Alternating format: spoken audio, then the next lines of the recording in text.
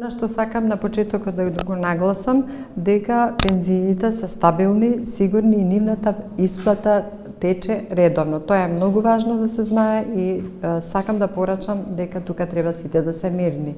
Да се навратам на вашето прашање какви се состојбите, значи тие во моментот според нашите проценки се сериозни, односно се со таков дефицит кој што си бара свое преиспитување и подобрување за да се дојде до санација на тој дефицит. Сето тоа со доаѓање до таков степен на еден поголем дефицит кој што загрижува и на кој што треба да се работи, значи морам да се вратам малку наназад за да го видиме и од кај се генерирало сето тоа. Значи тука придонесе во голема мера намалувањето на стапката на придонес во 2009-та, колку што се сеќавам дека беше, потоа усогласувањето на пензиите кои што претежно се одвива кога беа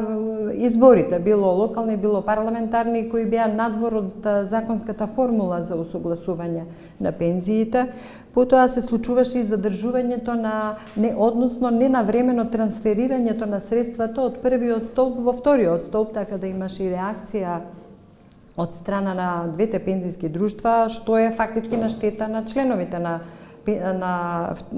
вториот столб. Потоа имаше доста, затекнавме недоследности во матичната евиденција, која пак што имаше своја рефлексија врз дали добил некој реален статус на член, па дали требале средствата да му се трансферира, дали останале замрзнати некаде со неусогласени евиденции, тоа мора да се поправа. И што на мене доста ме загрижи толку години наназад да не се направат едни анализи кои што пред се ќе требаше да направат оценка во кој правец оди пензискиот систем кој што претходно бил реформиран.